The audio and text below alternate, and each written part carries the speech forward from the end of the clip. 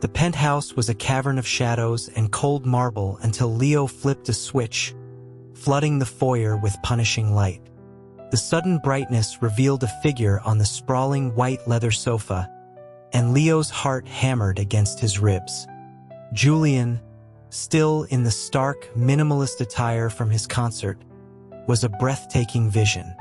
Black hair was slicked back from his forehead, and the faint shimmer of gold eyeshadow lingered at the corners of his eyes, making him look both ethereal and dangerous. He lifted his gaze, and the look in his eyes was pure Arctic ice. Leo thought, not for the first time, that Julian was the most arrestingly beautiful person he had ever seen, a sculpted masterpiece far removed from the simple, earthy world he came from. The online tabloids described Julian as aloof and coolly detached, but Leo knew the volatile storm that raged beneath the placid surface. The salary, however, was astronomical, so Leo endured. And sometimes he had to admit to himself he was seduced by that very beauty into participating in strange, questionable acts. He finally broke the silence, his voice sounding rougher than he intended as he asked Julian why he was home so early from his own concert. Leo explained that his own supervisor, Warren, had given him the night off after a debriefing, and that his cousin Dave happened to be visiting from Ohio, so he'd spent the afternoon showing him around Los Angeles. At this, Julian's expression soured even further. He demanded to know why Leo hadn't been at the show, his voice tight with a palpable anger. He accused Leo of bringing stray dogs home the moment his back was turned and pressed him relentlessly for details about who this person was and what their relationship was.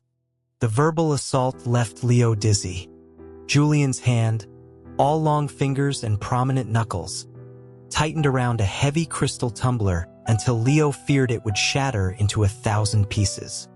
Seeing the fire in his eyes, Leo felt a prickle of genuine unease and quickly clarified that the person in question was just his cousin from back home. The word cousin seemed to be a magic incantation. The severe tension in Julian's face eased, the storm in his eyes receding into something softer, almost gentle. Yet his words remained sharp as he reminded Leo that he, not Warren the manager, was the one signing the exorbitant paychecks. He called Leo a blockhead and instructed him to come closer, his voice lowering as he asked if his back still hurt, offering to rub it. The memory of the previous night, of Julian's long hair falling across his face, of a single bead of sweat tracing a path from his jaw to the hollow of his throat, made a flush of heat creep up Leo's neck. He shook his head quickly, insisting he was perfectly fine, that it didn't hurt anymore. Julian rose from the sofa with a fluid, predatory grace, closing the distance between them in 2 silent strides. He bent slightly, his voice dropping to a husky, intimate whisper as he suggested they could continue their activities that night. He offered to check personally to ensure Leo was truly recovered. Leo backed away, shaking his head again, a knot of apprehension tightening in his stomach. A slow, knowing smile spread across Julian's face as he advanced, his lips parting slightly. He murmured, asking if Leo didn't find him handsome, his voice coiling around the word baby. The term made Leo's face burn with a deep, crimson blush. Who calls a 6-foot, 28-year-old man baby? It was profoundly disarming, especially coming from a face with that much raw visual impact. And for all his slender, almost fragile appearance, Julian was taller, stronger, with a lean, chiseled physique that defied logic. Julian just chuckled, a low, throaty sound that did nothing to calm Leo's racing pulse. Without waiting for an answer, he hoisted Leo over his shoulder as if he weighed nothing more than a sack of flour and carried him with effortless strides toward the master bedroom. The stark difference between disciplined training and a kind of raw, untamed strength was the last coherent thought that drifted through Leo's mind with a sense of weary resignation. The next morning, Leo felt as if he'd been run over by a piece of farm equipment. Every muscle, every joint screamed in protest. Julian, however, had departed for a press junket before dawn, waking Leo with a sharp, possessive bite before leaving the penthouse looking utterly refreshed and immaculate. Leo's weary gaze fell on a pile of shredded, strangely patterned black and white fabric in the corner of the room, and he closed his eyes, a wave of profound exhaustion washing over him. His mother had warned him that city people had complicated, predatory ways that he could get chewed up and spit out. At the time, he hadn't believed her. Now, he was a firm believer. His phone buzzed on the nightstand. It was his mom. His own voice was a rough, unfamiliar rasp when he answered. She told him she'd gotten his text message and was asking when he was coming home for a visit. His foggy brain slowly pieced it together. After the last exhausting session, in a moment of desperate clarity, he had sent a message home declaring his intent to return for a few days, a plan that had since slipped his mind entirely. He told her he'd be back in a couple of days. Looking at the constellation of faint bruises and bite marks scattered across his chest, he wondered how he would ever explain them. His mom fretted about him taking time off, reminding him not to skip work when his employers were treating him so well. He reassured her that it was all arranged and approved. After they hung up, Leo knew with grim certainty that he wasn't just taking a vacation. He was leaving for good. The final push had been his cousin Dave's words from the day before. He had casually mentioned that Julian's one that got away, a supposed childhood sweetheart, was returning to the country. Leo had been confused by the term. Dave, the only one from their small Ohio town to go to college that year, had tried to explain it in simple terms.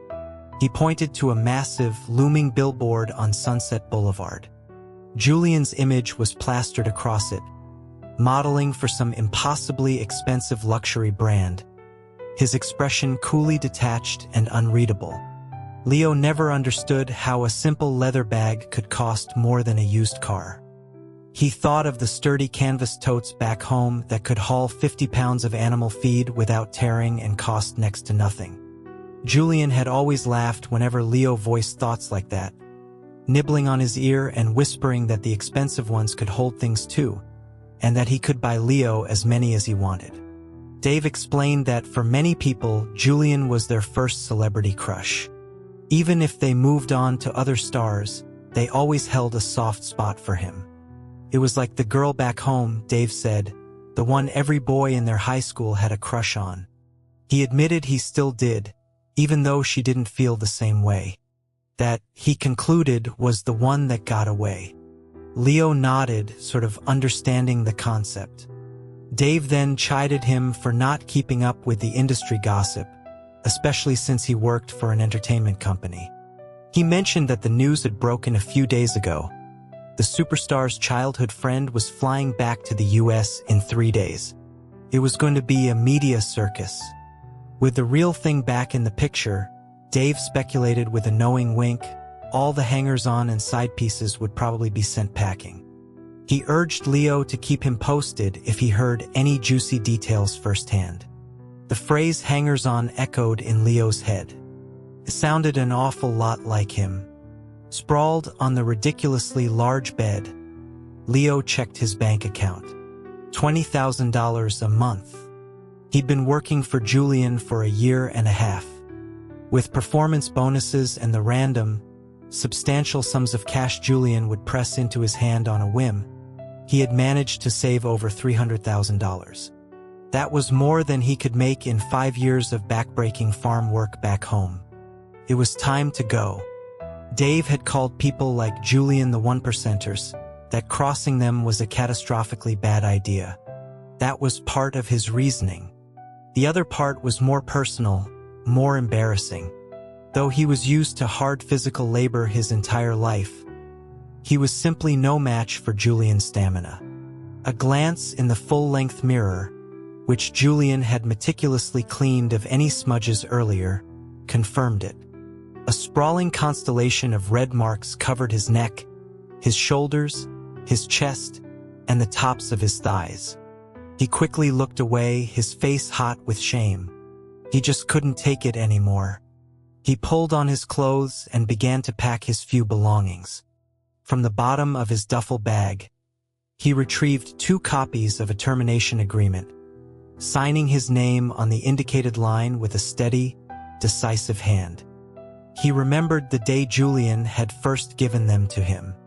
The young star had stood there, a designer trench coat draped casually over his shoulders, hands shoved into his pockets, looking down at Leo with an air of profound boredom and faint annoyance. He had stated that his temper was terrible, and that whenever Leo couldn't handle it anymore, he was free to sign the papers and get out. Warren would give him a $50,000 severance package on his way out. Thinking back, Leo reasoned that Julian was likely too proud or too cowardly to fire him outright now that his old flame was returning. This recent, intense phase of their relationship was probably Julian's calculated way of pushing him to quit on his own. Smart, Leo thought with a wry internal bitterness. He left one signed copy of the agreement and the apartment key on the gleaming glass coffee table in the center of the living room. Then, out of a deep-seated habit, he cleaned the entire place meticulously, leaving it spotless. Finally, he shouldered his bag and left the penthouse for the last time. He tried calling Warren about the $50,000, but the call went straight to voicemail. Warren was Julian's manager, a solid, decent guy. He'd been cool and professional at first, but over time they had discovered a shared, down-to-earth sense of humor and had become friendly. Julian never seemed happy when he saw them talking together. Leo now wondered if Julian had been worried that a good relationship with Warren would make Leo less likely to quit. It all seemed to fit together in a neat, painful picture. His cousin Dave was heading back to Ohio that day, so Leo hitched a ride, eager to put as much distance as possible between himself and Los Angeles. In the passenger seat of the rumbling pickup truck, he texted a photo of the signed agreement to Warren, asking when the severance pay would be processed. Dave glanced over, asking what he was doing. Leo explained that he'd been let go, that downsizing even hit the security guard sector in the big city. Dave was sympathetic, offering to help him find a decent, stable job back home. He mentioned that it was time Leo settled down, maybe found a partner. The thought left a strange, hollow feeling in Leo's chest. He deflected, telling Dave to focus on winning over the girl back home first before trying to play matchmaker. It wasn't until they reached the edge of their small hometown, with the sky a deep, starless black, that Leo checked his phone again. He'd missed several calls from Warren, and surprisingly, 3 from Julian himself. Then he saw the messages. A frantic series from Warren, asking what had happened, insisting that Julian's temper couldn't have been that bad, that Julian hadn't genuinely smiled in years until Leo came along. He begged Leo to call him back, his texts growing more desperate. Then there was an audio message. Leo tapped it, holding the phone to his ear. Julian's voice, tight and seething with a controlled fury, filled the quiet cab of the truck. He spat out the words, disbelief and rage warring in his tone as he questioned Leo's audacity to quit without a word. He sneered, asking if Leo thought he was irreplaceable, if he actually expected to be begged to come back. He vowed to find a new bodyguard tomorrow, someone taller and better looking, and warned Leo that when he inevitably came crawling back, there would be nothing left for him. Leo was baffled. He had no intention of going back. Still, the venom in the words stung, leaving him with a dull, persistent ache. But the matter of the severance was still pending. After a moment of hesitation, he decided to record a voice message to send back to Julian, making his intentions unequivocally clear. He apologized formally, stating that he understood if his resignation was overdue. He assured Mr. Vance that he would not be returning and wished him the best of luck in finding a suitable replacement. His tone was sincere, his words precise. He felt it was a very professional and final response. Warren fumbled with his phone, trying to turn off the message, but it was too late. In his haste, he'd accidentally cranked the volume to maximum. Leo's polite, final words, "I will not be returning," echoed with damning clarity through the silent, cavernous penthouse. He glanced nervously at Julian, whose face had become a cold, emotionless mask. The temperature in the room seemed to plummet by 20 degrees. For someone who seemed so timid and unassuming, Warren thought, Leo really knew how to deliver a killing blow. Julian stared at Warren's phone, and after a long, unnerving moment, a humorless, chilling smile twisted his lips. His voice was a low growl when he finally spoke, remarking how very good it was. He noted with dangerous calm that Leo had sent the message to Warren, not to him directly. Warren's legs felt weak. He wanted to scream. "That's not the point. Your boyfriend just left you." But he remained silent, knowing that any wrong move could be catastrophic. Julian asked, his voice dripping with a thick, biting sarcasm, if he seemed like someone who needed a bodyguard. He didn't wait for an answer before demanding that Warren find him 20 new candidates to interview immediately. Warren's jaw twitched. He cautiously asked what kind of person the sir was looking for this time. Julian began to list qualifications in a flat, detached tone. Someone who could cook, was in excellent physical shape, seemed a little naive, wasn't too pale, with a broad chest. Someone with a cute laugh, but who also cried prettily, whose voice would go rough and quiet when they were pushed to their absolute limit. As he spoke, a strange, wistful, almost eerie smile touched his lips. Warren listened, thinking, you're not describing a new bodyguard, you're just describing Leo. But he didn't dare say it out loud. He knew Julian's explosive, unpredictable temper all too well. The best strategy was always to agree with everything. He promised to start the search at once and turned to leave, pulling out his phone to make a show of it. Quiet wait stopped him at the door. Julian told him that he wasn't in the mood today, so they could hold off on the search for now. He didn't want the blockhead to get the wrong idea when he came back. The casual, unshakable assumption that Leo would come back was staggering. Warren smoothly put his phone away, but Julian's mood soured again in an instant. He turned on Warren, accusing him of thinking Leo had him wrapped around his little finger. Warren quickly, emphatically disagreed, saying it was obviously the other way around. Leo was clearly smitten. This seemed to placate Julian, but only for a moment. His brow furrowed again in genuine confusion. He couldn't understand why Leo would leave. He insisted that he'd been good to him. Warren hesitated, then cautiously suggested that maybe his temper had finally scared Leo off for good. Julian scoffed, denying he had a temper at all, claiming he'd never even spoken a harsh word to Leo. As his voice rose in agitation, Warren calmly pointed out that he was getting worked up right at that very moment. He added that if Leo found someone kinder, more gentle, Julian would be left begging for him to come back, and it would be too late.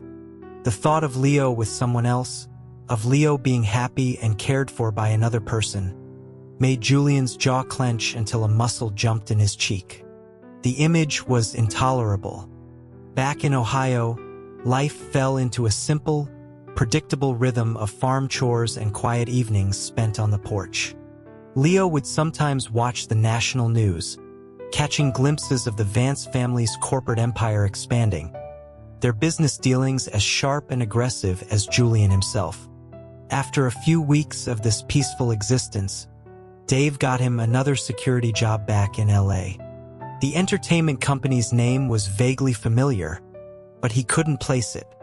It was a return to his old profession, But without Julian's chaotic, demanding presence, his life was blessedly calm. He ate well, though sleep didn't always come easily. The other side of the king-sized bed in his small apartment felt vast and empty. He found himself missing the feeling of being held tightly through the night, the weight of another person anchoring him. He shook the thought away angrily whenever it surfaced. One day, two men in expensive suits entered the building lobby. One of them, a man with warm, intelligent eyes behind gold-rimmed glasses, paused and looked directly at him. He commented that Leo looked familiar, that he thought he'd seen him as part of Julian's team. Leo quickly clarified that he was just a bodyguard. The man's lips curved into a thoughtful, amused smile, his interest clearly piqued. He introduced himself as Griffin Vance. The name clicked instantly. The famous actor, a rival of Julian's. Leo was surprised by how approachable and down-to-earth he seemed. He shook the offered hand. Now he knew why the company seemed familiar. It was Griffin's production house. He also remembered Julian's intense, almost pathological dislike for the man. Once, Julian had caught him watching one of Griffin's movies and had flown into a quiet rage, shutting off the television and demanding to know if Leo found that man better looking than him, calling Griffin a sly, manipulative fox hiding behind a gentle facade. Griffin studied Leo for a moment, then mentioned that he'd seen him with Julian before and had been impressed by his professional demeanor. He said he was also in need of a personal bodyguard and offered Leo the job on the spot. Leo hesitated, wary of another do-everything position that blurred professional lines. Griffin seemed to read his mind, assuring him that the duties were strictly professional, focused entirely on his safety during public appearances and travel. The offer was too good to refuse. Life with Griffin was a world away from life with Julian. The man was stable, polite, and never flew into sudden, inexplicable rages. In the company car one day, Griffin wrinkled his nose at the catered lunch provided for him. He asked if Leo had made it. When Leo offered to go buy something else, Griffin just shook his head and, to Leo's complete astonishment, began to eat the simple, hearty meal of chicken and rice that Leo had packed for his own lunch. The acclaimed actor finished the entire container without another word. As Griffin ate, Leo's phone vibrated. A text from Julian. "Have you eaten?" Felt like a cruel, pointed joke. He saw the follow-up message pop up before he could respond. "I see you're reading this. Ignore me and see what happens." Even as a text, the implied threat was clear and chilling. He quickly replied that he had. Julian's tone shifted dramatically. He admitted his previous messages had been just angry bluster, that he hadn't hired anyone else. He even sent a simple, unadorned apology. Leo stared at the message, wondering if someone had stolen Julian's phone and was playing a prank on him. The messages became a daily routine. Julian shared random snippets of his life. A hedgehog he saw on the sidewalk, a new melody he was working on that sounded like a cat walking on a piano to Leo. Leo, despite not understanding the music, always replied thoughtfully and politely. Neither of them mentioned the resignation. Leo focused on his new job, which now officially included being Griffin Vance's personal chef. The extra pay was good, and Griffin was an easy man to feed, never picky. He did, however, develop a particular fondness for the way Leo cut his apples into the shape of little rabbits. It was a strange, specific habit Leo had picked up from one of Julian's many, many whims. One afternoon, Griffin poked at one of the apple rabbits on his plate with a fork, smiling. He remarked on how cute it was. Leo felt a pang of deep unease but didn't explain the origin of the little affectation. It felt wrong to bring up his old employer with his new one. Griffin was supposed to attend a formal gala that evening. He'd conveniently forgotten about it until Leo reminded him, prompted by a frantic, borderline hysterical call from Griffin's agent. Griffin sighed, clearly annoyed, but looked at the guest list. A strange, unreadable expression crossed his face as he looked from the paper to Leo, and then, inexplicably, he gave Leo the night off. Hours later, however, the agent called again. Griffin was drunk, and they needed someone trustworthy to pick him up. Leo drove to the venue, a glittering hotel ballroom, navigating through the sea of tuxedos and gowns until he found Griffin slumped on a velvet sofa in a quiet alcove. He gently touched his shoulder and told Mr. Vance it was time to go. Griffin looked up, his eyes unfocused and hazy without his glasses. Took him a moment to recognize Leo. A slow, boyish smile spread across his face, and he made a completely unrelated request. He wanted an apple. A rabbit apple. He bargained like a child, promising he would leave quietly right after he had one. Leo, taken aback by this playful, intoxicated side of the normally composed and serious actor, found himself unable to refuse. He got a small fruit knife from a passing server and sat down beside him, carefully carving the apple into the familiar shape. A familiar voice, sharp as broken glass, calling his name made him jump, and the knife slipped, slicing his finger. He looked up into the furious, storm-dark eyes of Julian Vance. Before he could react, Griffin murmured about the blood and, to Leo's utter shock, gently took his injured finger, licking away the single crimson bead that had welled up on the surface. Julian's face went from thunderous to utterly savage. He seethed, his voice a low, dangerous hiss, asking how dare Leo let another man eat an apple he'd cut, let alone lick his hand. As if the situation weren't volatile enough, Griffin seemed to sober up just enough to stir the pot with malicious glee. He wrapped an arm around Leo, pulling him close. He looked at Julian through his hazy, half-lidded eyes and declared that Leo was his bodyguard now. Then, for good measure, he nuzzled against Leo's cheek, whispering audibly for Leo to take him home so he could go to sleep. Julian lunged forward, his hands reaching out to pry Griffin off Leo. Just at that moment, Warren arrived, his face a mask of pure, unadulterated horror as he took in the scene. He looked at Leo, then back at the brewing physical confrontation, and muttered that they were completely, utterly, royally screwed. Warren had somehow managed to get security to cordon off the area, and now he and Leo were sitting on a concrete curb outside. The chilly LA night air doing little to cool the explosive situation. Warren, chain-smoking a cigarette, looked 10 years older than he had that morning. He asked what the hell was going on between Leo and Griffin. Leo explained it was just his new job. Warren probed further, asking if the pay was better, if Griffin was better looking, if his skills were better. Leo, blushing furiously, clamped a hand over Warren's mouth to stop the ridiculous line of questioning. Warren sighed, exhaling a plume of smoke, and concluded that it must be a classic case of love turning sour, of two people who couldn't stand the sight of each other anymore. He claimed to have learned all this from his teenage daughter's collection of romance novels, which he read to try and connect with her. A cold, menacing voice from the shadows behind them made them both freeze. Love turning sour? Julian stepped out of the darkness, his face a dark, unreadable mask. He had been listening.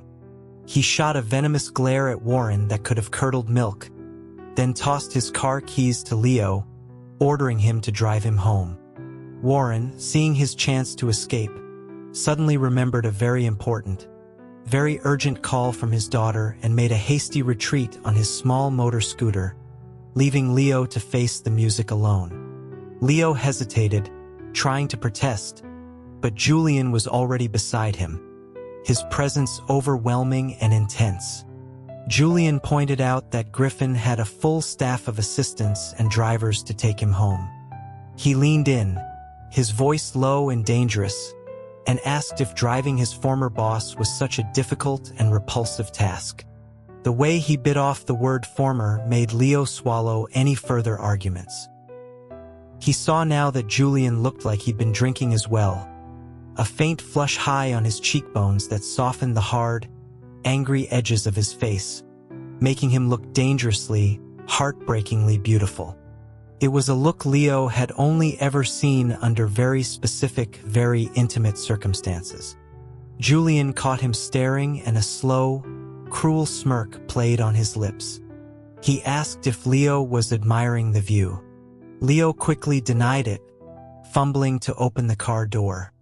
As Leo started to get into the driver's seat, Julian moved with startling, unexpected speed, cornering him against the open door. His breath was warm, laced with the scent of expensive champagne and something that was uniquely, intoxicatingly Julian. He whispered that everything he'd said before, all the angry words, were just him lashing out. He promised he wouldn't lose his temper anymore, that he'd listen. He begged Leo to come back, reminding him in a soft, vulnerable voice that his birthday was in 2 days.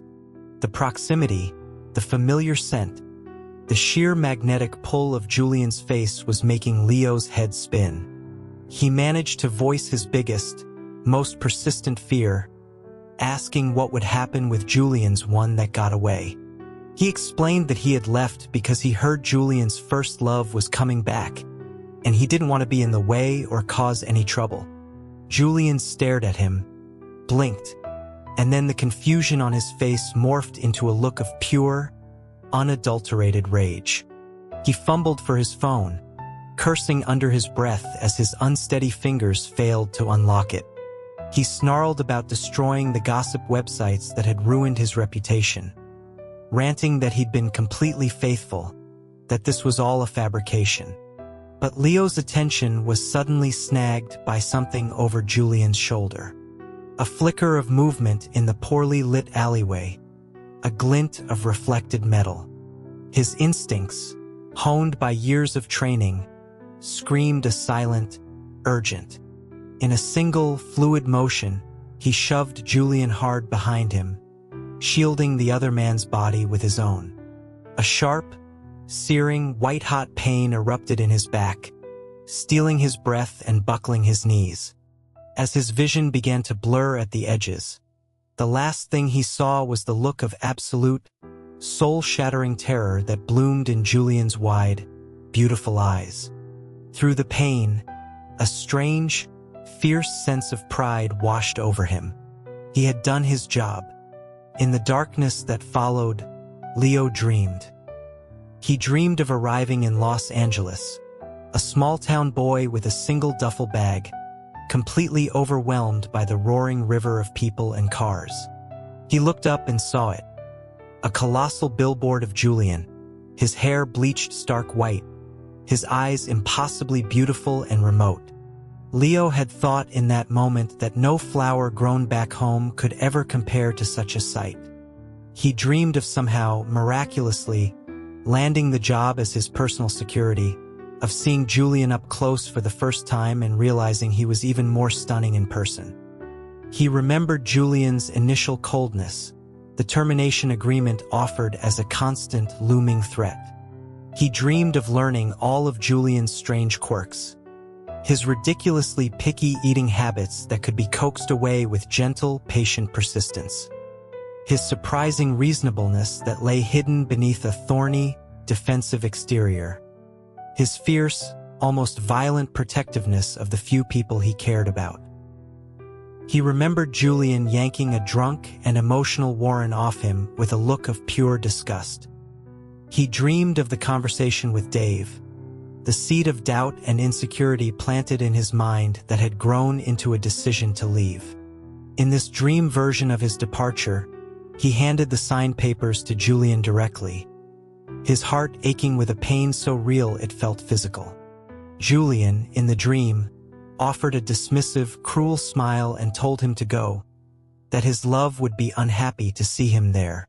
The dream ended with Leo watching Julian from afar, a distant, unattainable moon he could no longer orbit but would always admire from the darkness. When Leo woke, the first thing he saw was Julian asleep in a chair by his hospital bed, head resting on his folded arms. His own head throbbed with a dull, persistent pain. Julian stirred at his slight movement, his eyes flying open. He immediately said he would go and get a doctor. Leo noticed the deep, dark circles under Julian's eyes and tried to shift over, offering him a place to rest on the bed. Julian gently but firmly pushed him back down, his voice rough with lack of sleep, telling him not to move. He asked Leo how long he'd been unconscious. 3 days, Julian's voice trembled almost imperceptibly as he said it. The doctor came in, a no-nonsense man who ran through a quick neurological check before declaring that Leo was mostly fine and would be discharged in a couple of days after a final CT scan. He handed a bill to Julian and told him to go pay it, treating the international superstar like any other patient's family member. As Julian left to handle the paperwork, the doctor turned back to Leo, commenting that his boyfriend was reliable, if a bit hot-headed, before leaving with a strange, parting shot. "This is a hospital ward. There is to be no pooping in here." A completely bewildered Leo was still trying to process that bizarre instruction when Warren arrived, fussing over him like a mother hen. Warren told him that Julian had been an absolute wreck, that he had even gone back to the Vance family estate, a place he loathed with every fiber of his being, to deal with the fallout from the attack. The attacker, it turned out, was an investor who had been financially ruined by Julian's older brother and was seeking revenge on the family by targeting its most public member.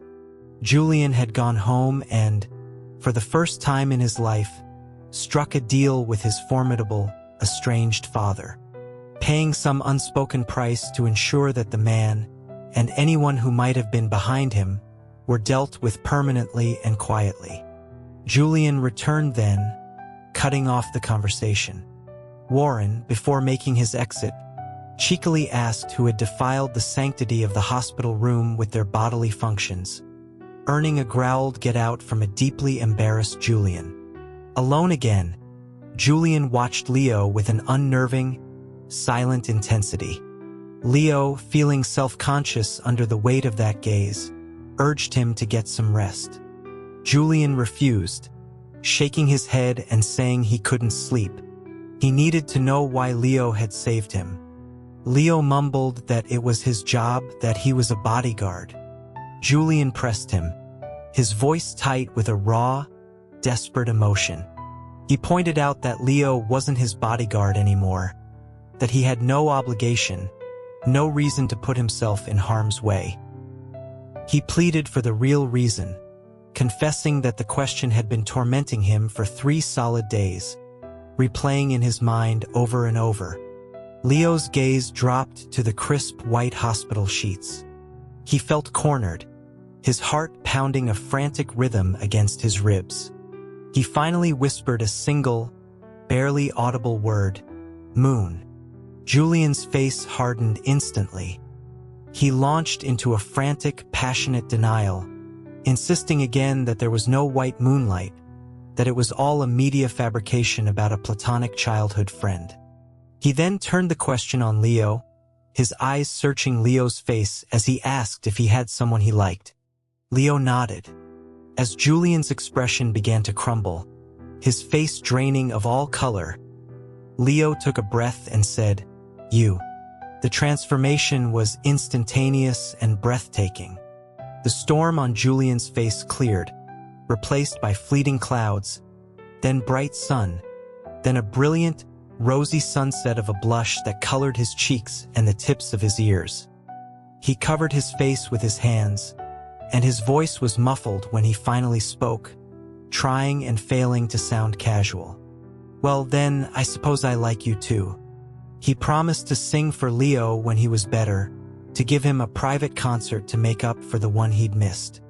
He also mentioned, with a hint of smug satisfaction that he'd already had Leo's employment file transferred back from Griffin's company.